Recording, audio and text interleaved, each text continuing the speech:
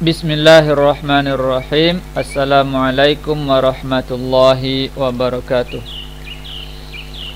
Alhamdulillah, wassalatu wassalamu ala rasulillah wa ala alihi wa ashabihi wa man walah. Baik anak-anak ustaz semuanya, kelas 1 Abu Bakar dan kelas 1 Umar bin Khattab. Bagaimana kabar ananda semuanya? Mudah-mudahan ananda semua tetap sehat dan selalu bersemangat dalam mengikuti pembelajaran kita. Hari ini kita belajar pendidikan agama Islam dan budi pekerti. Silahkan kepada ananda semua mengeluarkan buku cetak PAI-nya.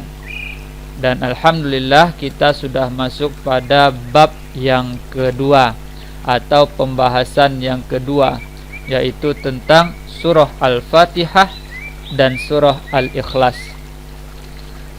Kalau sebelumnya ananda sudah belajar tentang huruf hijaiyah, huruf-huruf hijaiyah, sekarang ananda sudah masuk pada pembahasan Al-Quran, yaitu surah Al-Fatihah dan surah Al-Ikhlas. Dan pada pelajaran bab 2 ini mungkin kita tidak akan berlama-lama, karena untuk pembelajaran Al-Quran, alhamdulillah ananda sudah dibekali waktu yang banyak bersama guru Al-Qurannya. Sekarang kita lihat tujuan pembelajaran dari bab 2 ini.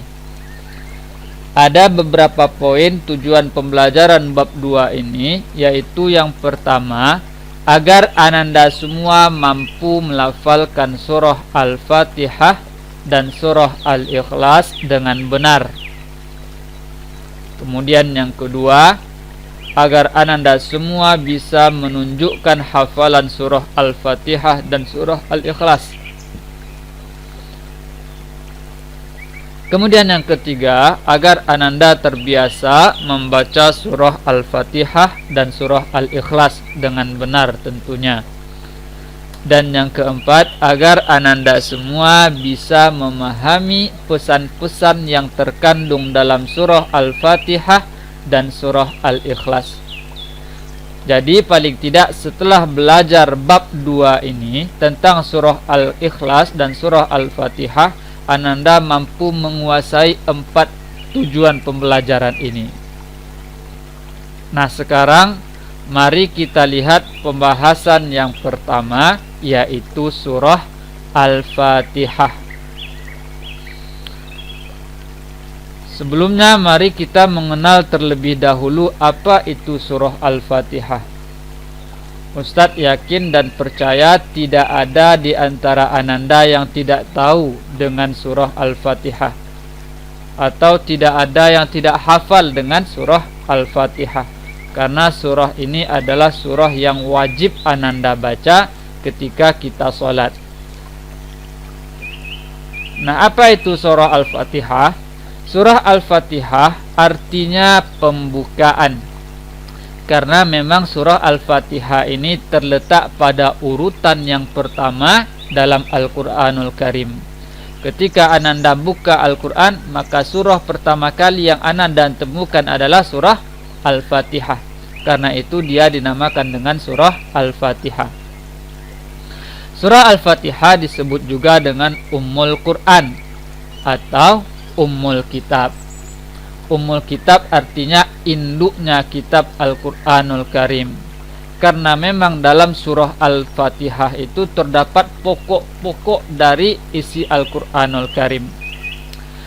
Surah Al-Fatihah berisi pokok-pokok ajaran Al-Quran.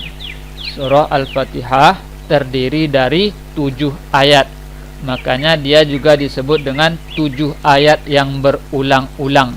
Kenapa? Karena setiap kita sholat, kita membaca 7 ayat ini, membaca surah Al-Fatihah ini. Surah Al-Fatihah wajib dibaca dalam setiap rakaat sholat, karena surah Al-Fatihah termasuk dari rukun sholat. Jadi tidak sah sholat kita apabila kita tidak membaca Al-Fatihah. Jadi oleh karena itu sudah harus hukumnya kita memperbaiki bacaan surah Al-Fatihah kita. Kita memperbaiki bacaan dari segi panjang pendeknya, dari segi hukum-hukum tajwidnya, dan segala macam. Sekarang mari kita lihat surah Al-Fatihah dan kita baca bersama-sama. Ananda bisa membacakan setelah Ustadz. Bismillahirrahmanirrahim. Ananda bisa mengulangi setelah Ustadz. Alhamdulillahi Rabbil Alamin. Ar-Rahmanir-Rahim. Maliki Yaumiddin. Iyyaka na'budu wa iyyaka nasta'in. Ihdinas siratal mustaqim. Siratal ladzina an'amta 'alaihim ghairil maghdubi 'alaihim waladdallin.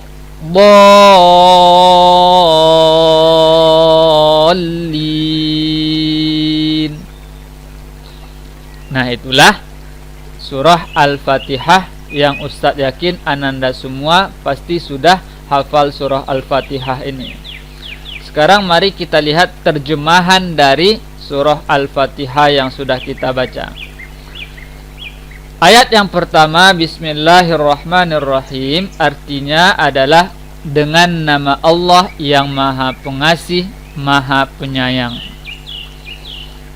Ayat yang kedua, Alhamdulillahi Rabbil Alamin, artinya segala puji bagi Allah, Rabb semesta alam atau Rabb seluruh alam. Ar-Rahmanir-Rahim, artinya yang Maha Pengasih, Maha Penyayang. Maliki Yaumiddin, artinya yang menguasai hari pembalasan atau pemilik hari pembalasan, yaitu hari akhir kelak. Iyyaka na'budu wa iyyaka nasta'in, artinya hanya kepada Engkaulah kami menyembah ya Allah, dan hanya kepada Engkaulah kami memohon pertolongan. Ihdinas siratal mustaqim, tunjukilah kami jalan yang lurus. Siratal ladzina an'amta 'alaihim ghairil maghdubi 'alaihim waladdallin. Artinya jalan yang lurus yaitu jalan orang-orang yang telah Engkau beri nikmat kepadanya, bukan jalan mereka yang dimurkai dan bukan pula jalan mereka yang sesat. Nah, inilah arti dari surah Al-Fatihah.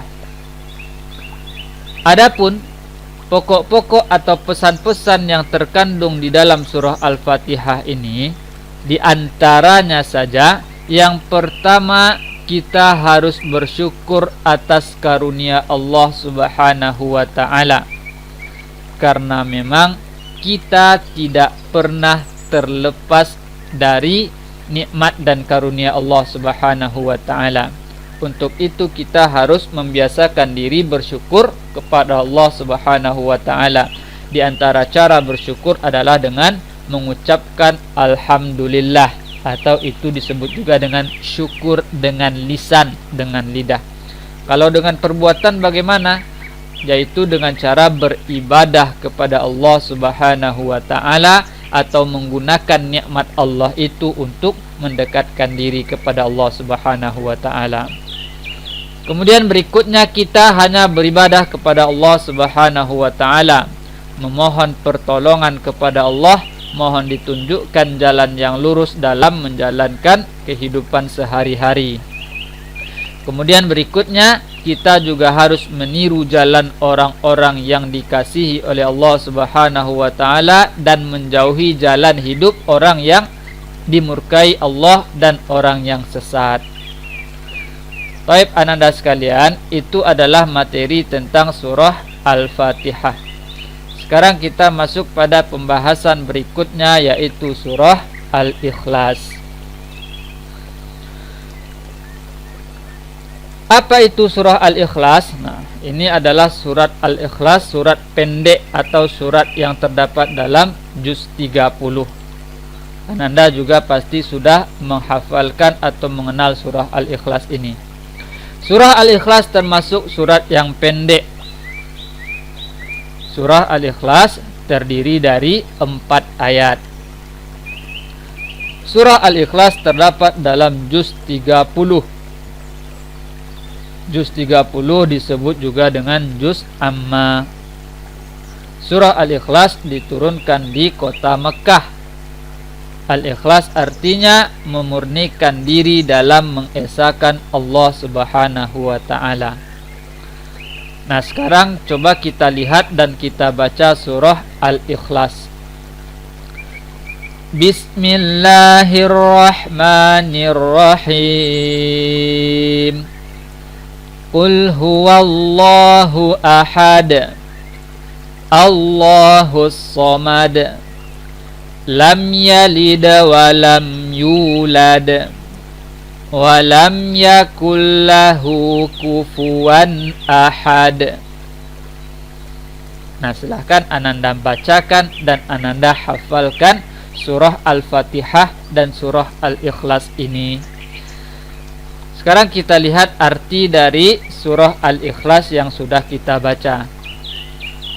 Bismillahirrahmanirrahim artinya sama dengan surah Al-Fatihah dengan menyebut nama Allah yang Maha Pengasih, Maha Penyayang.